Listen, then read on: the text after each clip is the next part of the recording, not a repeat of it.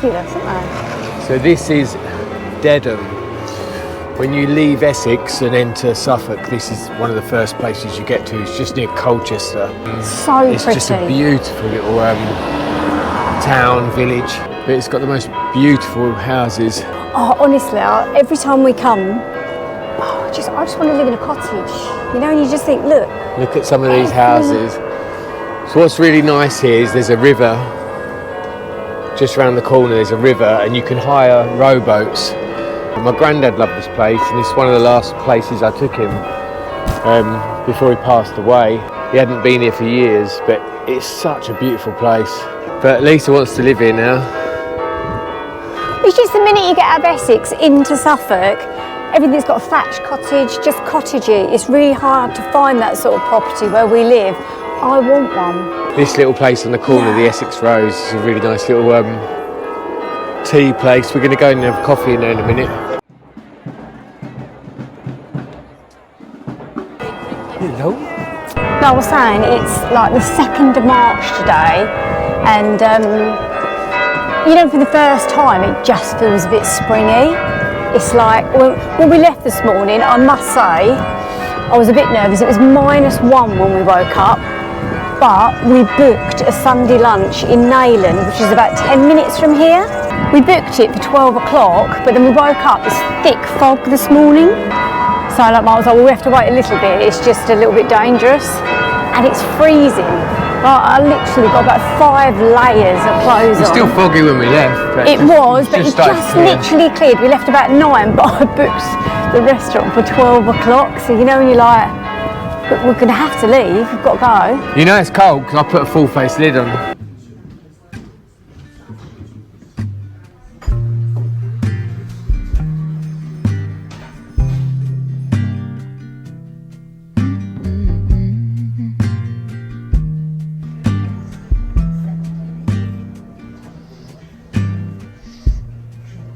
Soft, turn the key and cooler on. Push the pause for relief. Free pass, you don't even have to ask to be the cat in the sun. Someday I will see the whole deal through today. I've got better things to do. Okay, to leave a little bit undone and be the cat in the sun.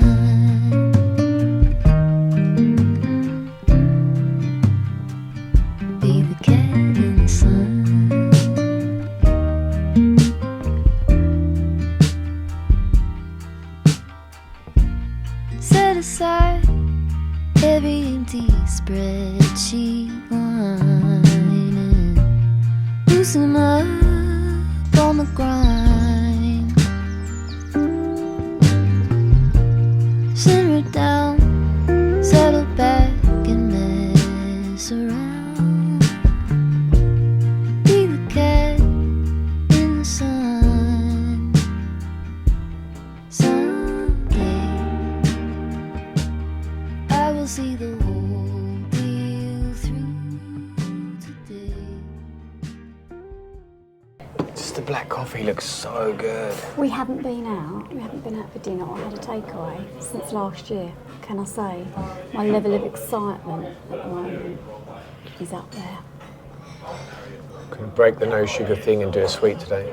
That's what's happening.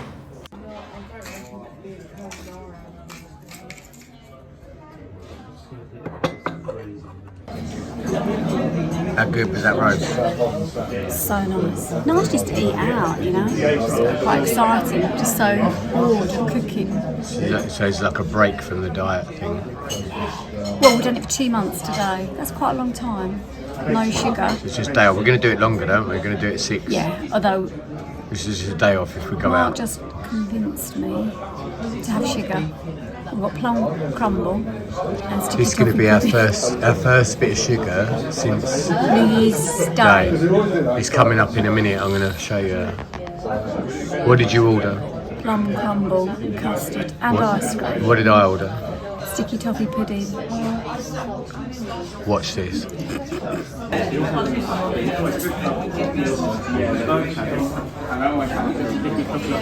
Show me inside that crumble.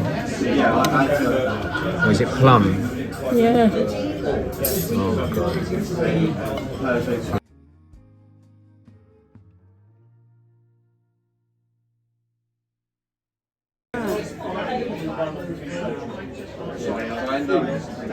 So is it like first sugar hit?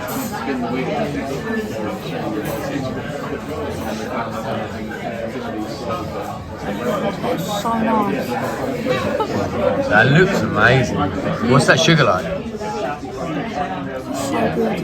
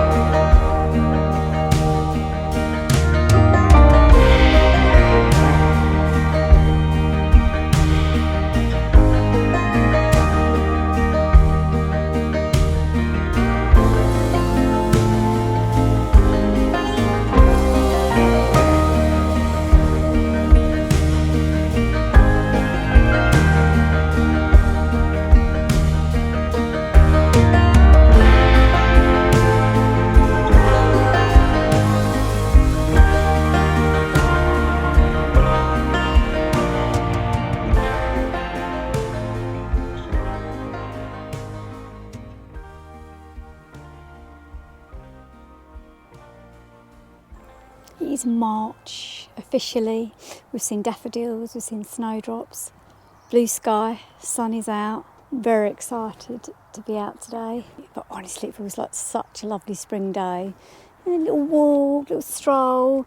About 2 o'clock now, so we've probably got about an hour and then it's going to start dropping. I said to Mark, I want you to do this video because I said to him, if you see a lot of people that carry a pillion, you know, like I just think if you was to just watch a couple of our videos, you just think, oh, you know, Lisa absolutely loves it on the motorbike. She never seems to win. She's always up for doing anything with Mark and, you know, go on real long haul motorbike trips. But it wasn't always the way. So, you know, you just thought it was an important thing that I just wanted to give you the journey of how I grew to love it as much as Mark. Sort of like 20 years ago, I just really quite hated being on the motorbike. Like it was a completely different experience for me. You know, you probably wouldn't think it's like apparent when you just switch on to an episode now. Mark had a totally different bike. He had an Evo chopper, and obviously when the girls were younger, it was quite hard to go away, you know. You'd have to get babysitters, which I never really liked. It was only really my mum and dad. I was just really quite happy. And any time he ever said to me, oh, look, the girls have gone for a few hours and everything, come out with me, I kid you not, it was the most uncomfortablest bike ever. I just felt like a whinger. I just thought it was me. If I got on it, every pothole, it would just wind me. Like, anything over an hour, and then I just couldn't feel my bum anymore. It was completely numb. I would just have to keep stopping. I can remember, like, I'd get off and I'd go to get back on, you know, and you just think, oh no more. It's like torture. I think Mark's even more shocked than me, really, at how much I love it now. But I do think it is all Mark's fault, really, because the bike that he had before, he knew that that wasn't comfortable.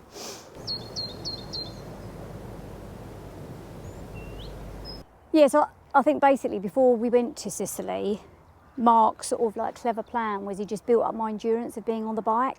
So he just literally, without me realising, he was dangling a carrot and sort of enticing me to do things like, do you want to go to your favourite restaurant? Do you want to go to Brighton because you've seen that lovely clothes shop? I can park right outside. And I just thought, oh, that sounds exciting. Took me to the lights in London. He could weave all through the streets. You know, I just felt like I was so there. So because I was so sort of captured in what I was seeing, I was just getting used to being on the bike. And he obviously, you know, really pointed out to me, like, if you're uncomfortable, if you get cold, if it's raining or whatever, you just need to sort of like add on more clothes, stop and have a hot chocolate. Don't feel uncomfortable. Because he's right, often if we'd stop, like, you have a hot chocolate, you go for another hour, like, completely fine. But all these things, obviously, I didn't know. The first time I hit rain with an open face helmet, it was a little bit shocking. You know, it felt like pinpricks all over my face. So he was like, let's just change your helmet, let's go for a full face, because, you know, it's much more comfortable if you like that sort of thing. Game changer for me. Like, if I'd have been away and we'd have hit, sometimes we've been in rain for a few hours, I would not have been comfortable. No rain has ever got through any of my waterproofs. I'm just like comfy. And so gradually, I think before we went to Sicily, I think the most I did was about 4 hours on the bike. But because he planted these little seeds of like, oh, do you want to do that? I just didn't realise I was on the bike for so long, which was clever because I think the time we went to Sicily, I'd sort of built up my endurance to it. And if he'd have just suddenly thrown me into there, I think it would have been a bit overwhelming. Like that first day in France, we did about 12 hours. I don't think I would have been able to do that before. I think, you know, Mark's used to being on the bike. He's used to getting caught out in weather that it could be a little bit tough. But I think where I gradually got used to it by seeing just great things, I built up my endurance. And so by the time I got to Sicily, I think it even shocked Mark. He kept on saying to me, you know, like, you sure you're okay? Like, I just can't believe you haven't whinged more. I really thought you would be struggling. And often, even when he'd stop, it'd be because he wanted to stop, and I was just quite happy just hanging out on the back. I honestly was. And I just feel like, I can't tell you all the places that we saw going through France, Switzerland, Italy, Sicily, that my mind was just blown that I didn't notice how long I was on the bike because I was just seeing so many wonderful things. And literally we were away for 3 weeks, but I said to Mark, I almost need to go home now, because instead of like a package holiday, I'm not saying I don't like a package holiday, but where you just generally stay in one place, I've seen so many things that I'd just never seen before that I kind of need to go home to digest it, because it's just a lot to take in. Yeah, and that's how I feel like every time I've gone away. I love it. So my experience with the full face lid today feels like I've got a planet on my head. Mars, Jupiter, balanced on my shoulders. I'll tell you what though, it was -1 when we left. I was like this. I was half warm. If it's ever below 2, I'll wear it. But now I'm gutted I got it. It's so hot now. I don't know how people wear these in the heat. So there you have it, how the wife was won from the good little lady herself. Side note, in truth, my old chopper Jolene was very much like the woman from the song and didn't want Lisa on the back anyway, and hence kept herself as hard as nails. The Road King is built on a touring chassis. I know a lot of people never ride 2 up, but these touring models are made for 2. This machine is made to tour and we absolutely love our journeys on her. Today really feels like the first day of spring. It was a cold start for real, and it would have been easy to stay at home, light the fire and have a movie day. But we are both so pleased we got out.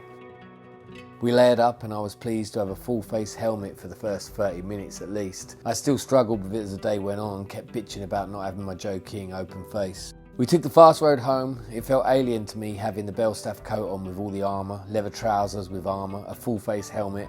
I almost felt like a biker rather than a cowboy. Well, almost. It felt like spring, but we probably have a little way to go yet before the weather really breaks. But it's good to see a few bikes out today. Everyone is hungry, yet the kitchen door is only partly ajar. Take care and hope to see you further down the road. Lean into the wind and live out your dreams.